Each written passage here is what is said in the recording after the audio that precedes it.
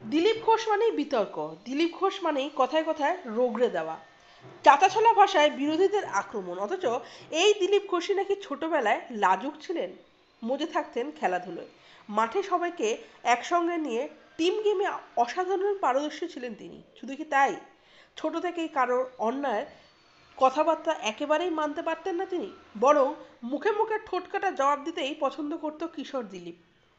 কিশোরবেলায় কি মনে বসন্তের রং লেগেছিল বিজেপির প্রাক্তন রাজ্য সভাপতিরও, প্রেমে পড়েছিলেন তিনি, তবে বিয়েটা করা হয়নি। কেন বিয়ে করেননি সেই গল্পই শোনালেন বিজেপির বিদায়ী সাংসদ দিলীপ ঘোষের মা পুষ্পলতা ঘোষ এবং ছোট ভাই হীরক ঘোষ।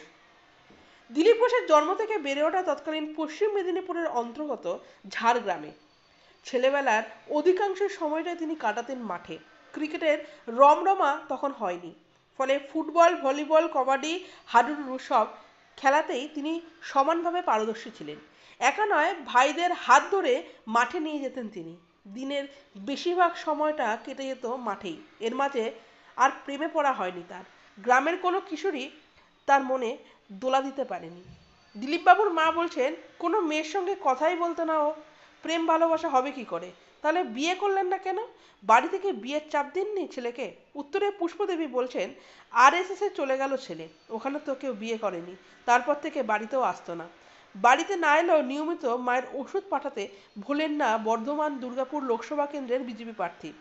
শত ব্যস্ততার মাঝেও ফোন করে জেনে নেন মা ওষুধ খেয়েছেন কিনা, ওষুধ খাচ্ছেন কিনা। তবে ফোনে 1 মিনিটের বেশি কথা বলতে পছন্দ করেন না তিনি, কারণ বাকি সময়টা তো রাজনৈতিক খেলা খেলতে ভালোবাসেন দিলীপ ঘোষ। আজ থেকে নয়, তিনি খেলতে ভালোবাসেন ছোট থেকেই। তার ভাই হীরকবাবু বলছেন, মেজদা আমাদের সকলকে নিয়ে মাঠে খেলতে যেত, সবাইকে নিয়ে খেলাধুলো করতেন। তখন ক্রিকেটের চল ছিল না, বাকি সব খেলা খেলতাম। এবার লোকসভা ভোটে দিলীপের খেলাটা কি কঠিন হলো? পরিবারের সদস্যরা বলছেন, কঠিন কিসের, জেলা সভাপতি থাকাকালীন সব জায়গাতেই গেছেন দিলীপ, তার কোনো সমস্যাই হবে না। এদিন বিজেপির প্রার্থীও ঠিক সেই কথাই বলেছেন। মাত্র 22 বছর বয়সে বাড়ি ছেড়ে এসে লাজুক ছেলেটাই আজ বাংলা জুড়ে দাদাগিরি একজনই করতে পারেন, সেটা দিলীপ ঘোষ।